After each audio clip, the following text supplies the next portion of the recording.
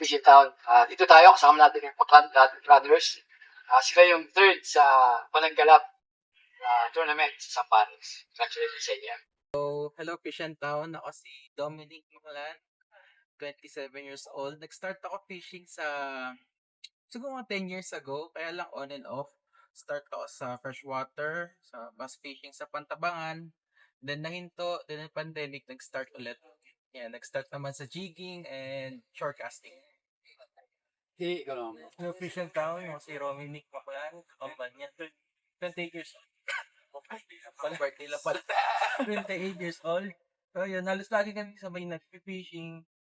Nag-start kami sa casting UL, then this year lang, kami, jigging. Start na last year pa. Bali last year. Pero paano nyo natutunan yung fishing? Saan kayo? May nagturo ba? O... Tatay namin na. Okay. Talaga, nag-fishing talaga. So, nasa family pala talaga. Ayun.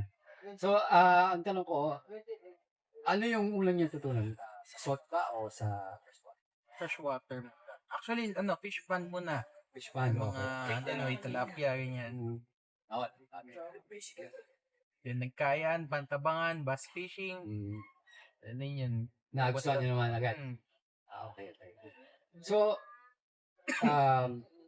yung fishing ninyo, saan nyo madalas ginagawa? Mostly Subic.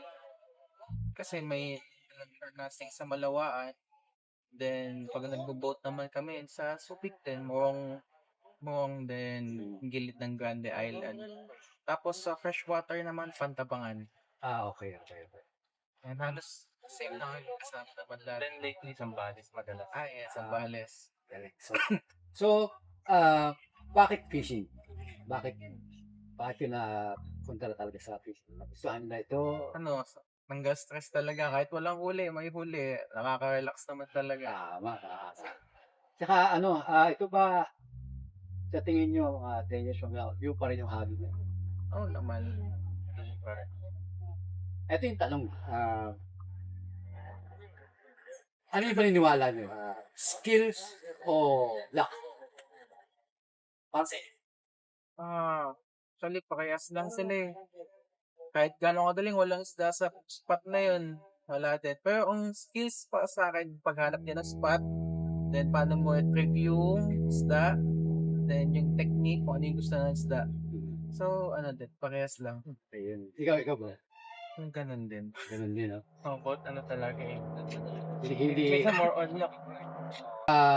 Para sa mga bago mapasok sa fishing, ano yung marirecommend? Ano advice niyo? Pasensya. Ayun. Hindi, actually, kung gusto ng subukan, fish pan, yung isda talaga. Maramdaman lang yung strike, then doon ka na mag-start kasi. Tama. Maraming salamat sa inyo, Maclan Brothers. Congratulations ulit. Fishing Town, thank you. Thank you, Fish and Town.